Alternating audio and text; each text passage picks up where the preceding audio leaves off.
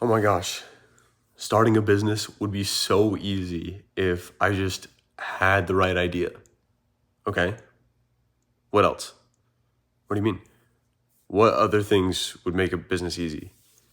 I mean, if I just knew the right person, that would make a business easy. Oh, okay, what else? Um, I don't know, if I had the money for it, that would make the business just so easy. Okay, what else?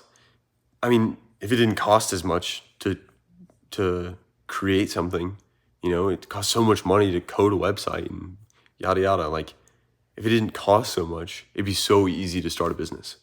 Okay, what else?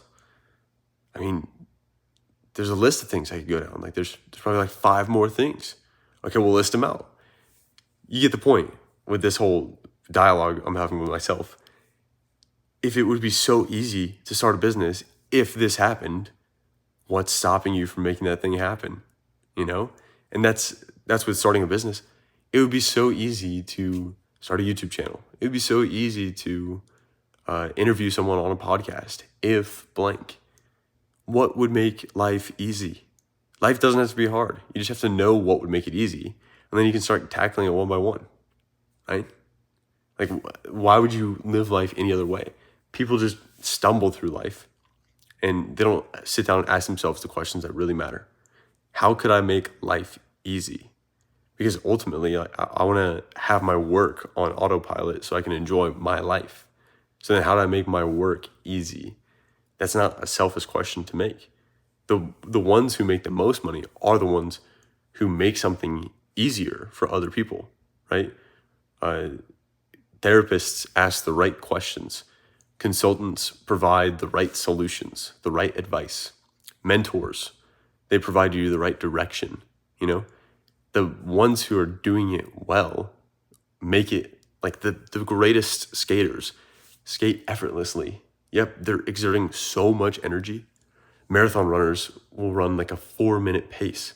I can't even run a 6-minute mile, and they're running 4-minute miles for 3 hours straight. No, sorry, 2 hours straight, right? They're making it look effortless because when you're at the top, you make it look effortless because that's how you become one of the people at the top. It's just second nature, right? So the ones who start the most businesses aren't the ones that have access to the most money, because there are billionaires who don't have 20 different businesses that they're trying to build. The ones who start businesses are the entrepreneurs who have no money, right? They find out how to make something from nothing. They find out what's the minimum amount I can spend on a product, right? The ones who meet the most people are the ones who have to learn how to meet people because they don't know anyone, right? When you're one of the biggest problems you can have in life is being born into absolute poverty, right? That's just a given. Another problem you could have is being born into absolute wealth, because now you have to live up to your parents, but you don't have the experience that got them the skills that made them all this wealth, right? Or you don't have the same, you weren't born in the same time frame where they took advantage of the steel industry. So now your family owns a steel company, right? Well then, like metal. Well, maybe steel is declining, like the market is declining, and now it's in your hands to try to take care of all this wealth, right? And so that's a big problem. I'm getting a little bit off track here, but maybe there's a point that I was trying to make with that. Oh, so you don't want to be in absolute poverty. You don't want to be in absolute wealth, but you want to be in a mixture of the two, right? And so then, I have a couple friends. Well, how could I meet more friends? Or if only I knew someone who was in the toy industry who I could pitch this toy idea to. I don't even want to sell it to them. I just want their advice, right? Well, go meet someone. Like, there's people out there that, there's a great concept. And I think it applies very well to this point, right? It just hit me. The 7 degrees of connection. I think that's what it is. Or the 7, whatever it is, right? Basically, between me and any person in the world, there exists a chain of 6 people that will connect us. So the seventh person, like, or maybe 5 people, whatever it is, there's a chain of 7 people that connect you to any person in the world. Something along those lines. If you want to look it up, you can look it up. It applies with anything, right? There's 7 like meetings that you could, meet up for coffee, and then that leads to a phone call, and then that leads to meeting someone in a boardroom, and then they tell you about this guy over here, like, because in a way, those events that happened are technically all people that you've met along the way. There exists, like, if you just knock on the door, just go out there and start asking people, you'll find the person who will make it happen for you, right? And even at that point, like, what it comes down to is, do you have a good idea?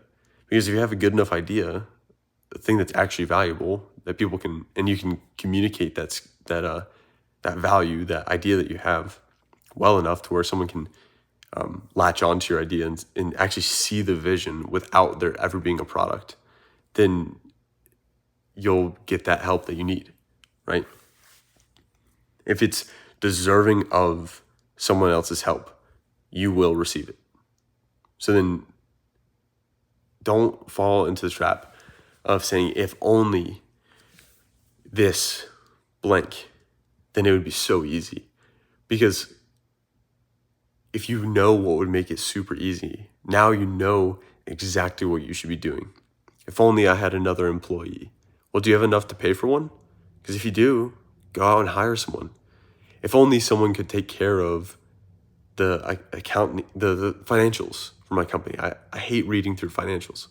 Well, go hire someone to do it, right? Like, as long as the numbers are there and you can do it, then go do it. And if the numbers aren't there, if you don't have the money for it, figure out what would it take to get the person who would do that. Or is, like, how much, like, is it worth it to me to lower my salary, to pay them, so that eventually the time that I've taken off my plate by not having to do financials, because I'm paying a professional to do it, now I can use that time to make more value for the company and eventually make up for that money that I gave out of my salary to this person in the profits in the company.